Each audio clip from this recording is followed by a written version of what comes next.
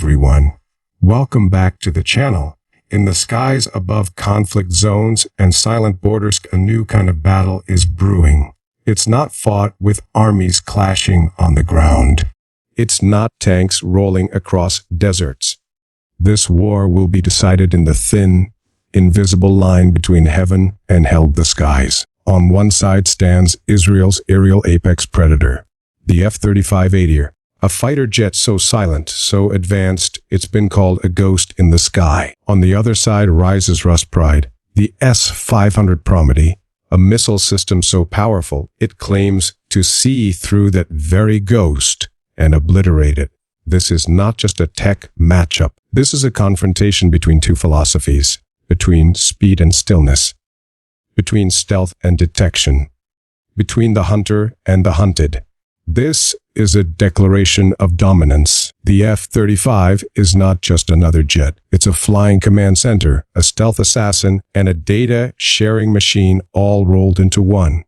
And in the hands of Israel, it becomes something even deadlier. Israel calls its variant the Adir, which means mighty in Hebrew. But this isn't just a name. It's a signal to Iran, to Syria, to Hezbollah, to every hostile radar operator watching the skies.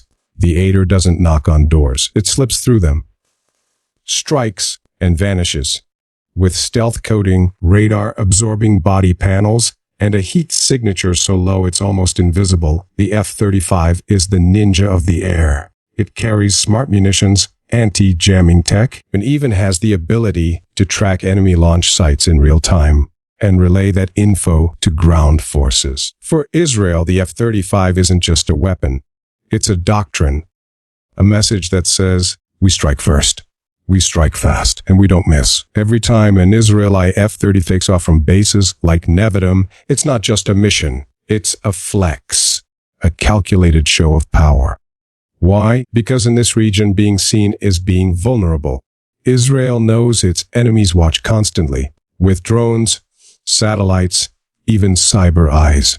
So Israel flips the script. The F-35 allows them to operate invisibly, to breach enemy radar and strike nuclear sites, air bases, or missile launchers before they even realize what's happening. This isn't just about hitting targets. It's about shaping battlefields, sowing confusion, and dominating psychological warfare. And let's not forget, the U.S. shares tech and upgrades with Israel's fleet regularly, making the Adir one of the most advanced F-35 variants on the planet. But even ghosts can be hunted. Russia's response. The S-500 Prometey, a system designed not just to detect aircraft, but to destroy anything that dares to enter its sky. This beast doesn't just track stealth jets. It targets ballistic missiles, hypersonic gliders, and even low-orbit satellites. It's not just an air defense system. It's a space-age sentinel. While the older S-400 system gave NATO headaches, the S-500 is a nightmare. It boasts a radar range of 600 kilometers, can lock on to 10 FX targets at once, and deploys superfast missiles that can intercept targets flying at Mach 20. If Israel's F-35 is the ninja, then Russia's S-500 is the all-seeing demon in the sky, silent, watching, waiting. And now, these two systems are moving into overlapping theaters. The question isn't just what happens if they fight. The real question is, how long until they do? Russia has begun deploying the S-500 near sensitive zones. Syria, Crimea, even possibly within Iranian networks. With rising tensions over Hezbollah, Iranian proxies, and America involved in the Middle East, the lines are blurring fast. Now imagine this: a no-fly zone declared over southern Syria. Israeli jets scramble, flying low and fast to neutralize a convoy of Iranian weapons. But 300 km away, a Russian S-500 locks on, silent, deadly. Missiles launch, F-35s maneuver. Does stealth wing, or does the shield strike first? On paper, both systems are unbeatable. The F-35 was designed to evade radar, slip past defense lines, and unleash pinpoint strikes. The S-500 was built to detect anything, even stealth, and blow it out of the sky before it gets close. But war isn't fought on paper. It's fought in chaos. with jamming, with electronic deception, with human error. And that's what makes this showdown so terrifying. A speed V's range, stealth V sensors, first strike us interception, and in a real-world scenario, one mistake, one misreading, could spark a larger war.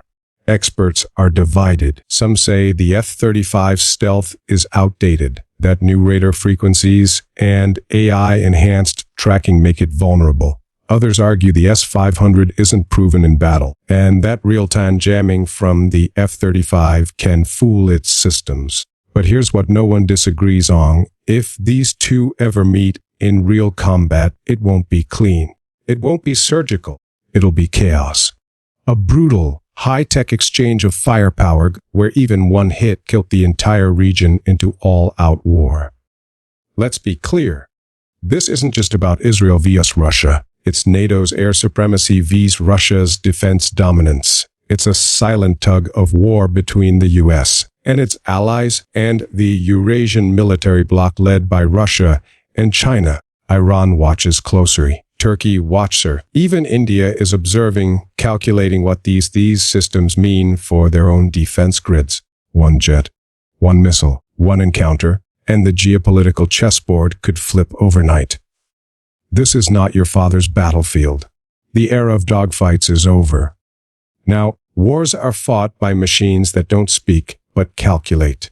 By systems that launch without blinking. By algorithms that decide life or death in milliseconds. Drones scout. Cyber attacks blind the enemy. Satellites hover in silence. And, all the while, stealth jets and air defense systems prepare for a war that's already begun in code. The next war won't start with troops crossing borders. It will begin with a radar ping and a missile launch. So now we ask, will Israel's F-35 remain king of the skies?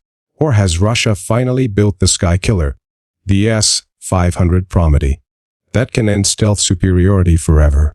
If the answer comes in battle, it won't stay local. It'll trigger headlines, sanctions, treaties, and possibly retaliation. Because remember, what flies above shapes what burns below. You've just witnessed the war no one's talking about. Not on the news, not in the headlines.